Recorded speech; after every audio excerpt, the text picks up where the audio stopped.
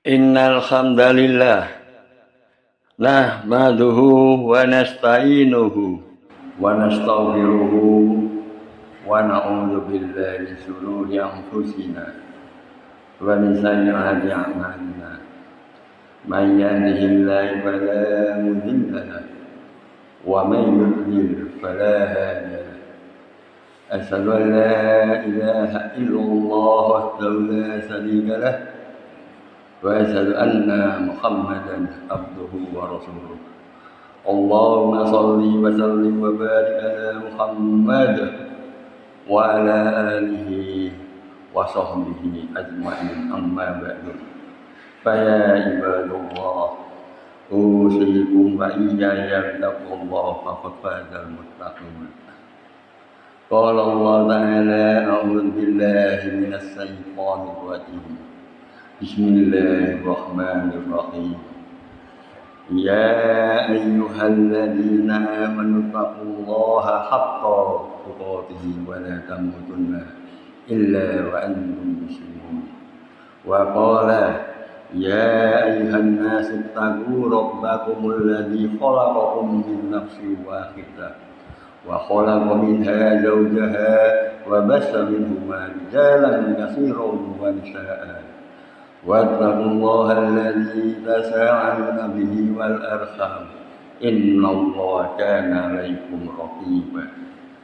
Wa qala ya ayyuhalladzina amanu taqullaha wa qulu qawlan sadida yuslih lakum a'malakum wa yaghfir lakum dhunubakum wa may yuti'illaha wa rasulahu faqad faza fawzan 'azima.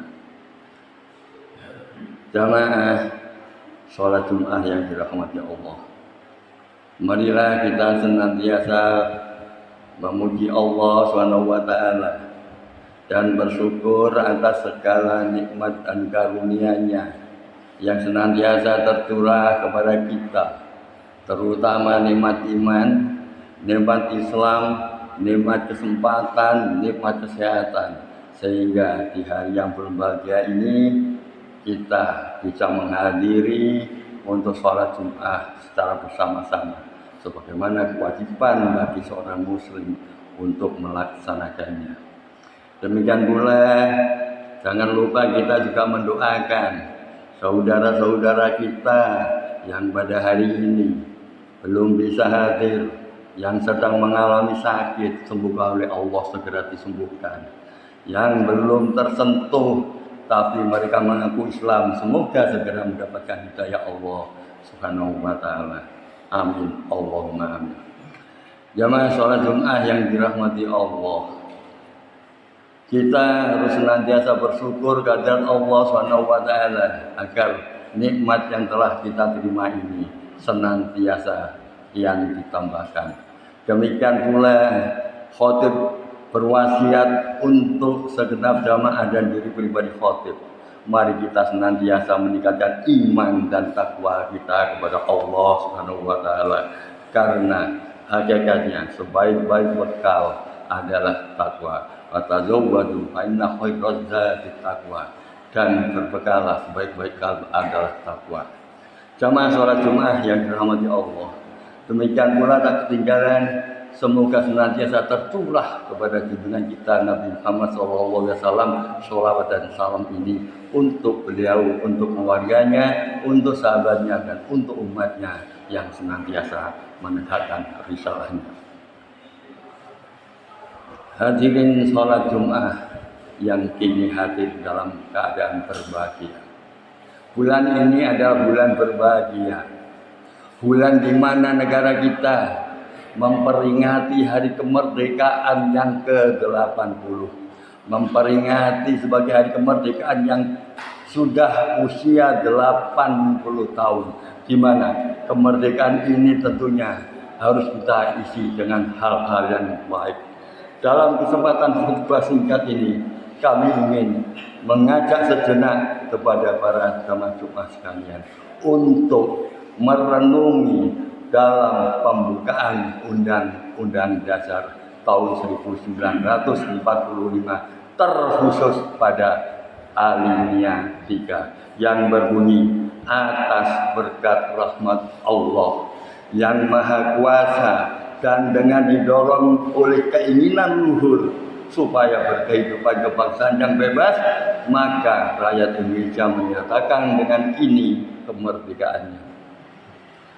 Kalimat atas berkat rahmat Allah yang Maha Kuasa dalam alinea ini bukan sekedar rangkaian kata politis, bukan hanya untuk menghiasi pembukaan Undang-Undang Dasar 45, tetapi memiliki makna yang sangat penting, memiliki makna sebagai motivasi spiritual bahwa kemerdekaan Indonesia bukan semata-mata hasil perjuangan bangsa saja, tetapi sebuah pengakuan yang mencerminkan keyakinan bangsa Indonesia akan adanya campur tangan yang tidak nampak, yakni Allah Subhanahu wa Ta'ala.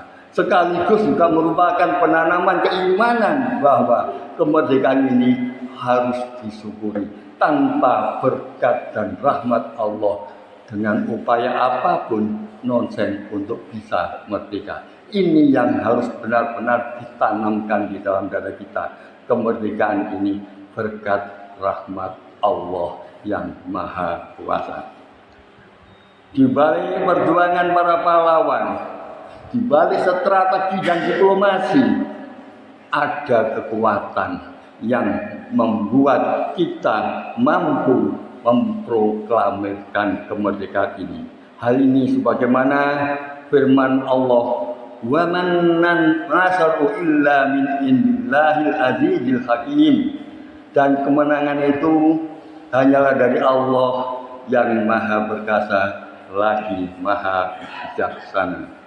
Rahmat Allah berarti kasih sayang dan karunia-Nya yang meliputi segala sesuatu.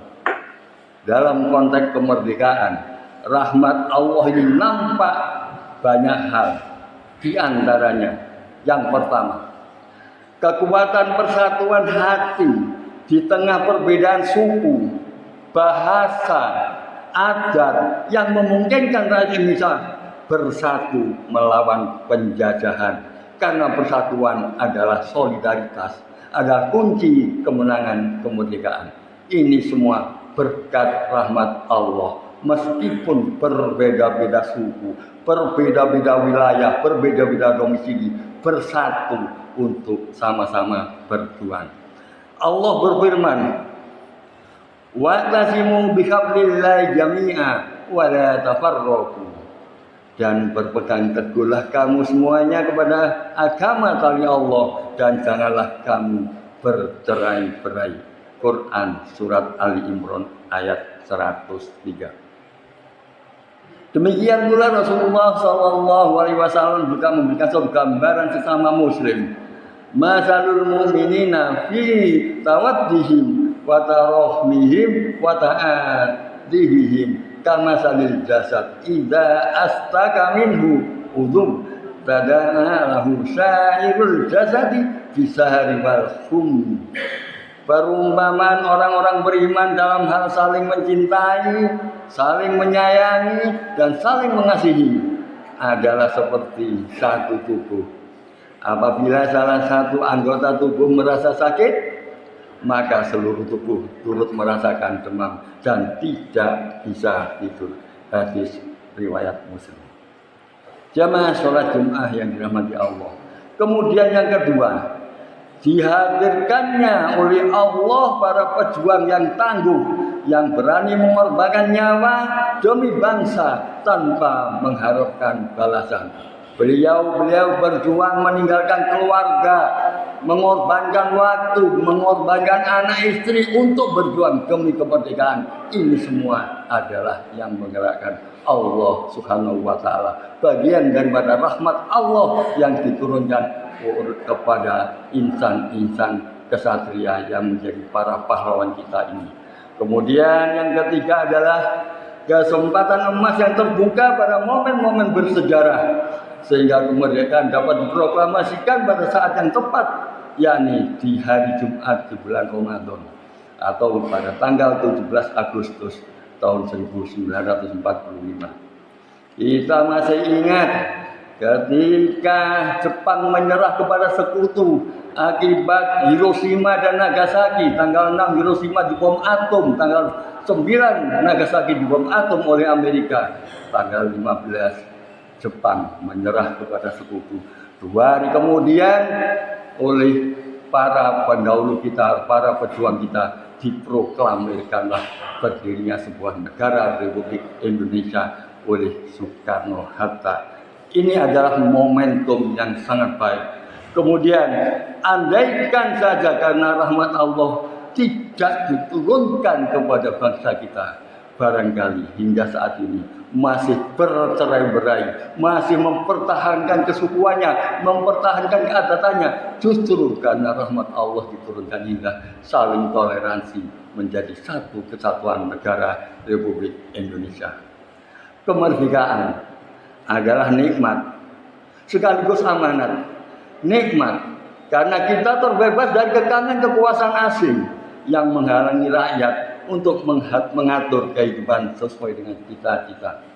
Amanah karena kebebasan ini harus digunakan membangun negeri sesuai dengan nilai-nilai kebenaran dan keadilan. Allah mengingatkan kepada kita, wa idza lana rabbukum la in sakartum la zidannakum wa la in kafartum inna adzabi lasadid. Dan ingatlah ketika Rabbmu memaklumkan, sesungguhnya jika kamu bersyukur, niscaya aku akan menambah nikmat kepadamu. Tetapi jika kamu mengingkari nikmatku, maka pasti azabku sangatlah pedih. Quran surat Ibrahim ayat 7. Kemerdekaan akan dapat lestari dan membawa keberkahan jika kita mensyukurinya, bukan hanya dengan ucapan, tetapi dengan pengelolaan yang baik, kebijakan yang adil, dan perilaku rakyat yang bermoral. Sebagai mayoritas penduduk Indonesia umat Islam memiliki tanggung jawab besar untuk menjadi teladan dalam mengisi kemerdekaan. Hal ini dapat diwujudkan melalui beberapa hal di antaranya. Pertama, menjaga persatuan sesuai dengan prinsip ukhuwah. Prinsip Islamiyah, prinsip ukhuwah watoniyah, dan prinsip ukhuwah insaniyah.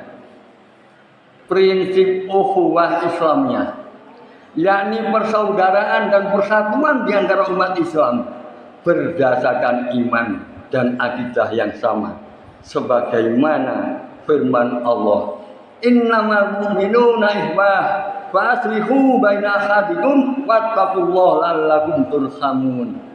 Sesungguhnya orang-orang mukmin itu bersaudara, karena itu damaikanlah kedua saudaramu yang bertikai dan bertakwalah kepada Allah agar kamu dirahmati. Quran surat Al-Hujurat ayat 10.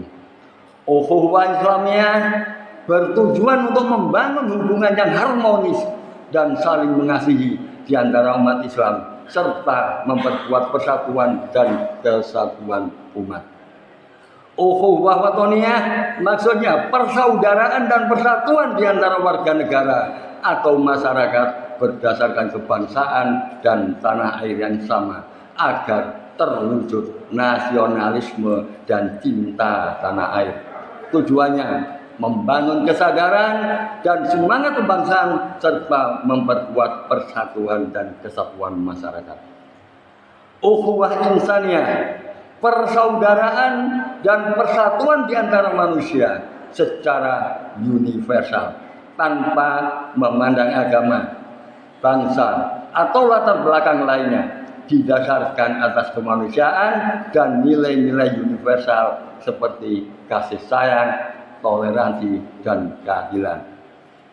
Ukhuwah insaniyah bertujuan membangun hubungan yang harmonis dan saling menghormati di antara manusia, serta mempromosikan perdamaian dan keadilan di dunia.